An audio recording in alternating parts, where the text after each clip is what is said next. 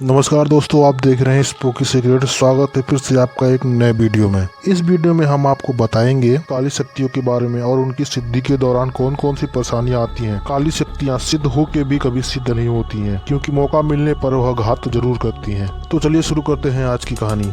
एक अंधेरी गुफा में एक तांत्रिक आत्मा को वश में करने की कोशिश में लगा था। सामने अग्निकुंड में आहुति दिए जा रहा था। तांत्रिक जोर जोर से मंत्रों का उच्चारण कर रहा था। बाहर का मौसम बहुत ही खराब था। आंधी तूफान जैसे सब कुछ तबाह करने के लिए अपना जोर दिखा रहे थे। इधर तांत्रिक अग्निकुंड के चारों ओर जल्दी जल्दी लकड़ी के ढेर लगा रहा था, जिससे बाहर की आंधी अग्निकुंड को न बुझा सके। फिर वह अपनी जगह पर आकर बैठ गया।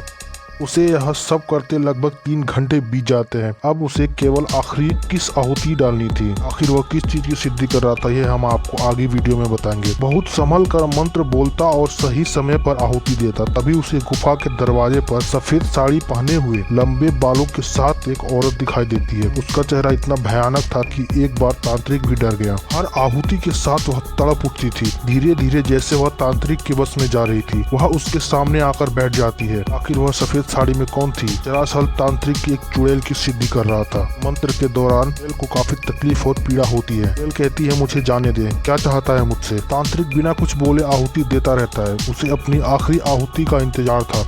वह ध्यान भटकाना नहीं चाहता था। इधर चुड़ैल अपने उग्र रूप में आने लगती है, जैसे आहुति की मार उसे पड़ रही थी। 21वीं आहुति के साथ ही तांत्रिक उठ खड़ा हो जाता है। चुड़ैल का गुस्सा भी कम हो जाता है। तांत्रिक बोलता है, अब तू मेरे बस में है। जा, आज के बाद तुझे जब भी याद करूंगा आ जाना, मेरी शक्ति बनकर रहना। चुड़ैल बिना कुछ बोले गुफा से बाहर निकल जाती है। तांत्रिक सोचता है, आज के लिए बस इतना काफी है। अब यह मेरे बस में है। अब मुझे अपना अगला कदम उठाना चाहिए। उससे कई किलोमीटर दूर एक गाँव में बहुत ही मिन्नतों के बाद घर में लड़का पैदा हुआ। वर्षों के बाद में लड़का पैदा होने की खुशी में पूरे मोहल्ले में मिठाई बांटी जाती है। इतने दिनों के बाद एक पोता होने की खुशी में दादाजी अपने पोते के जन्म के उपरांत बहुत ही जश्न मनाने की घोषणा करते हैं। लेकिन इस बात से उसके ही सगे भाई को चिढ़ मचने लगती है, जिससे कि वह तांत्रिक के पास जाता है और बोलता है, मुझे एक काम करवाना है, क्या तुम मेरा काम करोगे? तांत्रिक बोलता है, हाँ बिल्कुल करेंगे, लेकिन आप कीमत क्या दोगे? सेठ 5 लाख रुपए निकाल कर तांत्रिक को दे देता है। तांत्रिक बोलता है, ठीक है, काम हो जाएगा। यह कहकर वह आदमी को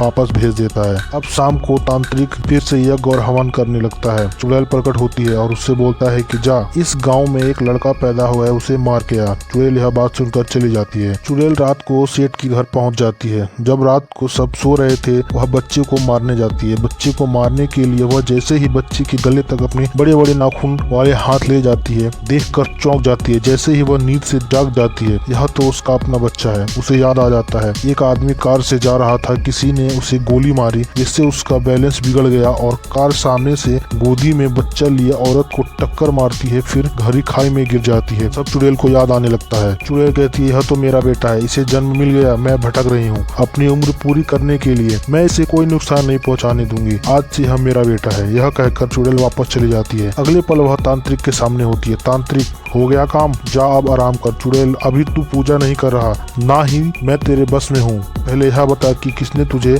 बच्चे को मारने के लिए कहा। तांत्रिक, अच्छा अभी बताता हूँ। कुंड की ओर बढ़ता है। चुड़ैल एक बार से उसे नीचे गिरा देती है। चुड़ैल उसकी छाती पर बैठ जाती है। तांत्रिक बोलता है, मुझे मत मारो, लेकिन चुड़ैल उसे मार देती है। सुबह होते ही सभी लोग तांत्रिक की लाश को देखकर चौंक जाते हैं, क्योंकि उसी के घर पे उसकी लाश छत पर पड़ी हुई मिलती है, जिसे कि बहुत ही बुरी तरह से चाकू घोंप घोंप कर मारा गया था। दूसरी ओर गाँव में बच्चे का नामकरण होना था। नामकरण कराने के लिए पंडित जी को बुलाया जाता है। सेठ जी बोलते हैं कि आप कृपया करके शुभ मुहूर्त देखकर मेरे पोते का नामकरण कर दीजिए। पंडित ध्यान लगाता है और देखता है कि बच्चे के ऊपर चुड़ैल का साया है। वह सेठ से कहता है कि आपके पोते के ऊपर चुड़ैल का साया है। सेठ डर जाता है और कहता है, कृपया इसका कोई निवारण कीजिए। पंडित बोलता है, ठीक है, शाम को पूजा करना पड़ेगा। शाम के समय वह पूजा करके किसी तरह चुड़ैल को बुला लेता है। वह चुड़ैल से पूछता है, आखिर तुम कौन हो और उनके पोते के पीछे क्यों पड़ी हो? चुड़ैल बोलती है, यह मेरा बेटा है, अब यह जन्म ले चुका है और मैं भटक रही हूँ। मारने के लिए मुझे तांत्रिक ने भेजा था, जिसे मैंने मार दिया। पंडित बोला, एक चुड़ैल कभी जिंदा मानव का मां नहीं बन सकती है। चुड़ैल बोली,